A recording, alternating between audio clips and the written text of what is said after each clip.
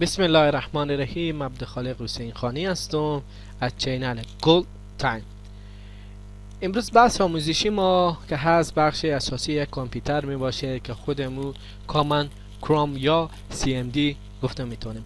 خب CMD یک بخش اساسی خود ویندوز می باشه که ما میتونیم ویندوز یا اپراتینگ سیستم ها می باشد که میتونید توسط از این کارهای انجام دیم که توسط خود کامپیوتر انجام داده نمیتونیم.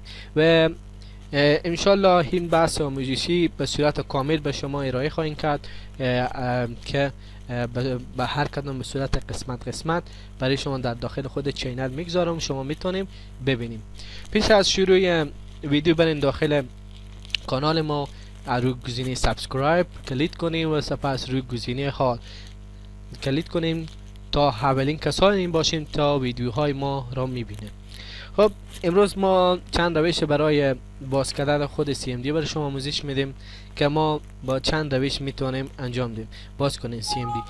ما به این قسمت میتونیم در خود روی گزینه منو میتونیم نوشته کنیم اینستال منو CMD تایپ کنیم. به این طریقه هم میتونیم ما خود CMD باز کنیم. یک روش دیگه هم در بخش خود گزینه هال پروگرام کلیک کنیم در بخش اسویشنز، بعد بخش خود کامن تروم در این بخش هم میتونیم ما CMD باز کنیم.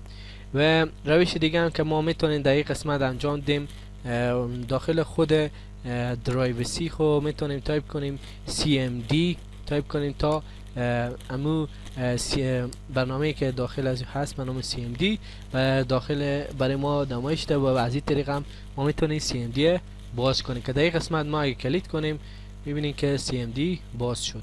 خب و یک روش دیگه هم شما میتونین که انجام دیم CMD رو باز کنیم.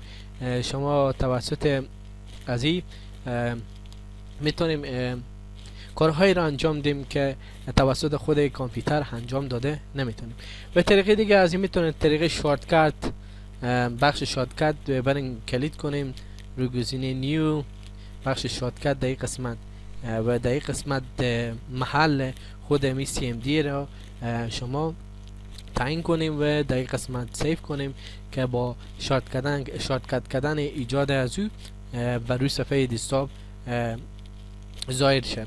خب و همچنین میتونید در این بخش خود هال پروگرام بزنیم روی از این کلیک کنیم روی send to on desktop میتونیم یک شورتکت روی صفحه دسکتاپ برای خود ایجاد کنیم که من در این قسمت یک شورتکت ایجاد کردم. و همچنین شما میتونیم روی از این پروپرتیز کلیک کنیم و محل خود CMD که در این قسمت هست و این را در داخل خود از این کاپی کنیم و پیست کنیم تا موقعیت از این برای شما نمایش ده. یا اوپن فایل لوکیشن موقعیت از این در این قسمت شما میتونیم تایپ کنیم رو از این پروپرتیز بریم و در این قسمت شما میتونیم موقعیت خود از این درایو CMD خود در این قسمت کاپی بگیریم و رو از این پیست کنیم و به این قسمت همچنان نکس کنیم و در گزینه CMD یا سیستم CO2 و همچنین شما میتونیم به این قسمت هم یک شورتکت به خود اضافه کنیم. خب این بحث ما بسیار ادامه داره. فعلا بخش صورت ابتدایی بوده، یک چند طریقه برای شما آموزش دادم که چطور میتونید CMD باز کنیم. فعلا همانقدر بس و ویدیوهای بعدی ما تماشا کنید. حتما چیزهای بسیار مهم در داخل از این CMD موجوده که شما میتونید او را یاد بگیرید. فعلا همانقدر بس و خداحافظ.